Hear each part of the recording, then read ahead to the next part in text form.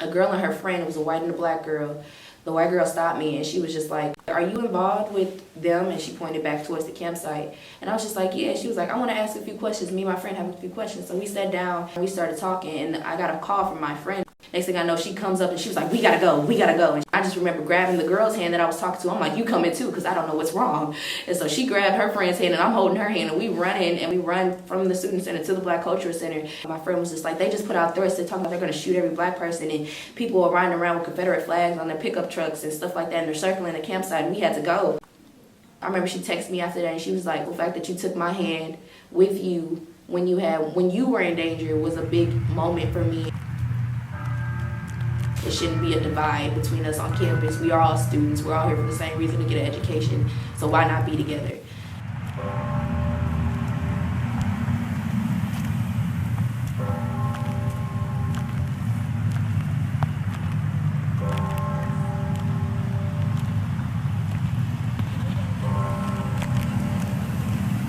The word I have is surreal. It was like a domino effect. It didn't just start at Mizzou. Other schools have been doing it too, but Mizzou just caught attention. I can't even process how big, how it got so big so quickly. Once the football players came in, it just caught real big attention, like ESPN and the SEC Network and everywhere else. It spread like wildfire, and it happens too fast. I can hardly remember it. I just remember it was day by day, literally. We're in the epicenter of a social movement. I don't think it'll hit me for a while. I don't think it happened quickly. I think this took more than 200 years.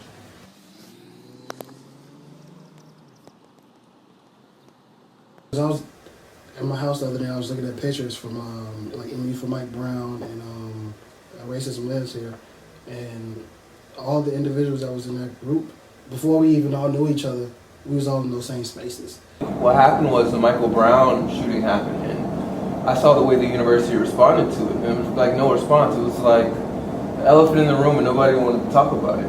The non-indictment of Darren Wilson happened. That was triggering for me, because not only are you seeing these messages in the media about the value of black lives, but you're also seeing this reaction on campus.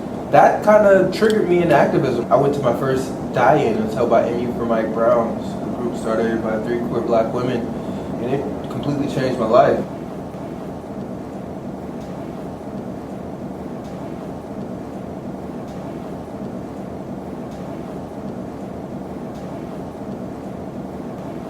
SCCA was actually taking up the majority of my time, even while we were planning for the homecoming demonstration.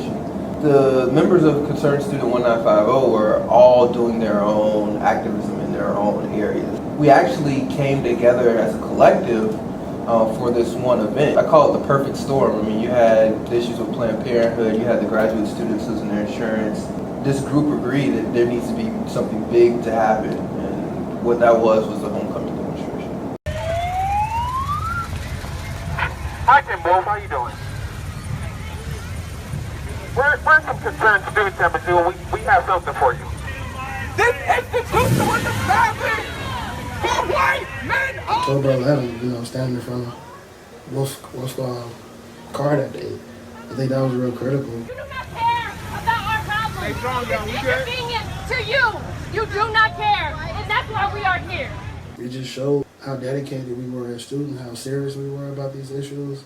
In 2015. I started asking around, like, okay, how did they organize? I would have been involved. I would have been there. The first year the Gangs Only Black Culture Center was allowed to be in this ring. The first year. The same year the LSA president, Payne was called a nigger by white students on campus. I went to the meeting and they replayed the video from what had happened, the personalized video that was on camera. And after that, I watched it and I was just like, okay, what's next?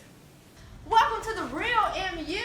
We are your Concerned Student 1950 tour guide team, and we're going to tell you all about what's really going on here at the University of Missouri. Take it away, Tyler. December 2nd, 2014, anonymous attackers on Yik Yak threatened to burn down the Gays Autumn Black Culture Center. Our home away from home. October 5th, 2015. The Legion of Black Collegians Activities Committee Association of Black Collegians Homecoming Royalty Court, and including myself, were verbally abused with racial slurs on this beautiful place that we call Traditions Plaza. And I guarantee you, a lot of people may walk past there and will never, I repeat, never hear our story. October 10th, 2015. You got it, Simon. A group of students under the alias #concerned1950 peacefully demonstrated to educate the masses on systematic oppression birthed from the tradition at Mizzou homecoming. Students were then verbally and physically assaulted by spectators, and then the driver of UM system president, Tim Wolf, aka Timmy, by using a vehicle to hit protesters. Officers then used excessive force. Excessive force! Racism lives at the University of Missouri, and so do we! And we here to stay. You know what? How y'all feel about that, Tigers? They think it's a joke! They think it's a game! They think it's a joke! They think it's a game! They think it's a joke! They think it's a game! They think it's a joke! They think it's a game! They think it's a joke! They think it's a game! I say!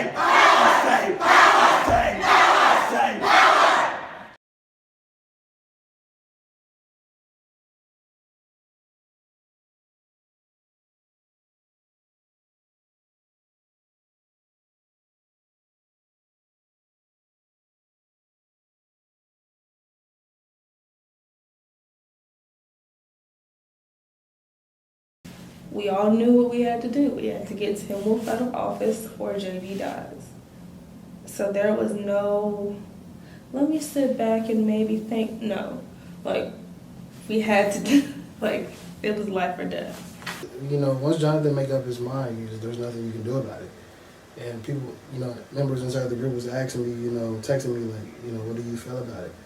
I didn't agree with it because I didn't agree with, you know, him, you know, going to that level. But at the same time, I understand, you know, that type of, you know, resistance tactic has been effective. When some of us met with the football players, that was when I knew it was real, because everybody had been saying, like, oh, all we need is the athletes. All we need is the athletes, and then we really got them. All we need is to get them where it hurts, like, get to their pockets. We had a huge prayer circle, and we prayed, and a lot of people broke down. They were just like, what if he doesn't resign? It's gonna be a week. This man hasn't eaten in a week, Jonathan. And they were just like, well, he's gonna eat. They're like, he's gonna eat. There's no doubt about it. We gonna be alright. Everything is good. We gonna be alright. We gonna be alright. About me, this is about our community. Because you saw what we did here. You know what I'm saying? You saw what we did here. This was not Jonathan Butler. All I knew is that if he didn't, they thought all hell broke loose then. Everything would hit the fan.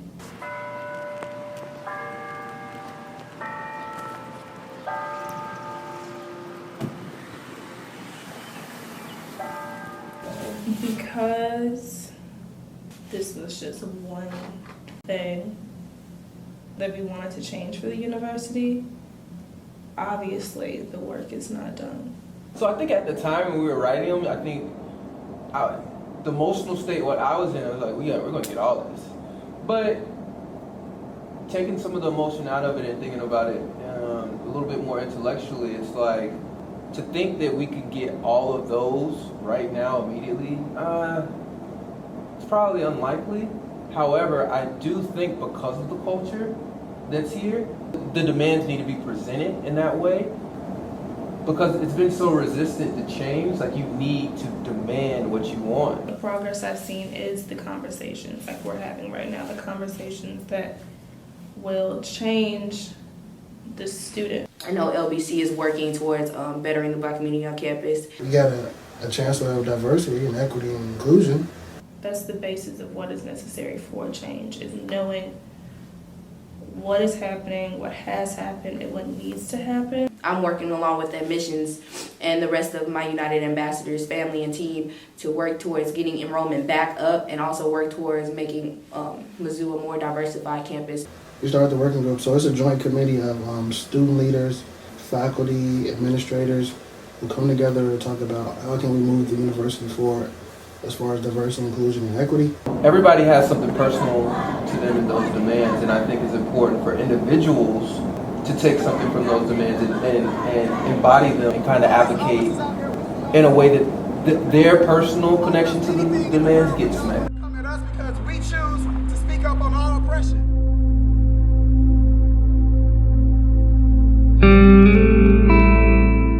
The perfect Mizzou would look like a less rational thing that happened the day that I met that girl when we grabbed hands. In the moment, like the eye of danger. It would look like that, but without so much fear.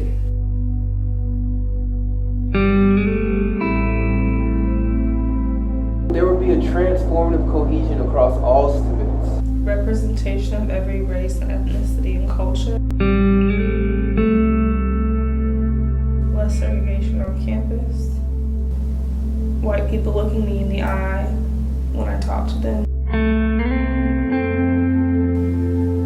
No microaggressions. People who are diverse interacting with each other.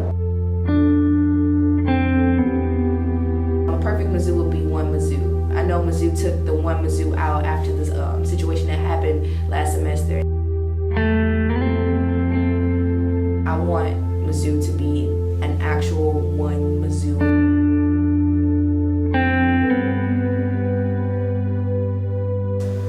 Perfect Mizzou. We gotta go back to 1839 to answer that question. I don't think there's gonna be no perfect Mizzou. You can't divorce history from a utopia. In order to have something perfect, that means the foundation of it has to be perfect.